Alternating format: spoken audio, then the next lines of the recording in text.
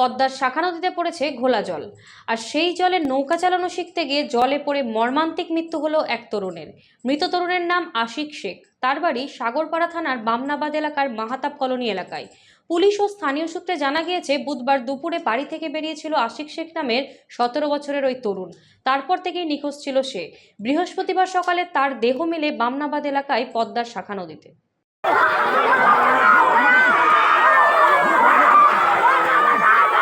বুধবার দুপুরে বাড়ি থেকে সাইকেল নিয়ে বেরিয়েছিল আশিক, কিন্তু বেলা গড়িয়ে গেলেও বাড়ি না ফেরায় পরিবারের লোকজন খোঁজাখুঁজি শুরু করে। শেষ পর্যন্ত পদ্মার শাখা নদীর ঘাটে দেখা যায় তার সাইকেল এবং চপ্পল পড়ে আছে, আর তা দেখেই সন্দেহ হয় স্থানীয়দের। শুরু হয় তল্লাশি, কিন্তু বুধবার তার দেহের কোনো সন্ধান মেলেনি। পরে স্থানীয় মাঝিদের মাধ্যমে জানা যায়, আশিক মাঝে মাঝেই নৌকা চালানো শিখতে আসতো ঘাটে। ফলে ঘাটে থাকা নৌকার কাছাকাছি তল্লাশি চালাতে গিয়েই শেষ পর্যন্ত বৃহস্পতিবার সকালে তার দেহের সন্ধান পায় স্থানীয়রা। দেহ উদ্ধারের পর কান্নায় ভেঙে পড়ে পরিবার। এভাবে ছেলের অকাল মৃত্যু মেনে নিতে পারছে না পরিবারের সদস্যরা। আচ্ছা, ওই বলে গেছিল বাড়িতে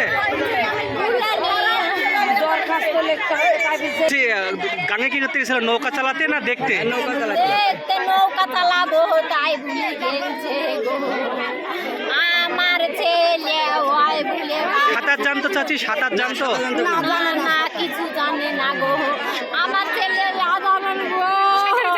ও কাল বেলা মোটামুটি 11 সাড়ে 11টার মধ্যে এখানে আমি দেখেছি। দেখে আমি বাড়িতে চলে গেছি, আমার লাতি রাস্তায় আসছিল। এর মধ্যে ওই ছেলেটা আসে, আর আমার কেউ খুঁজে পাইনি। কেন এসেছিল কে ওই ছেলেটা? হ্যাঁ, ওই ছেলেটা প্রতিদিনই গাঙ্গের ধারে থাকে, কোনো সময় ট্রলারে থাকে, কোনো সময় নৌকা থাকে, কোনো সময় কেসে মিশে গাচ্ছে ওখানে বসে থাকে, কোনো সময় মিস্ত্রিতে কাজ করছে ওখানে বসে থাকবে। সাঁতার জানতো না, সাঁতার জানে না, মুরগি আজারের ব্যারাম আছে।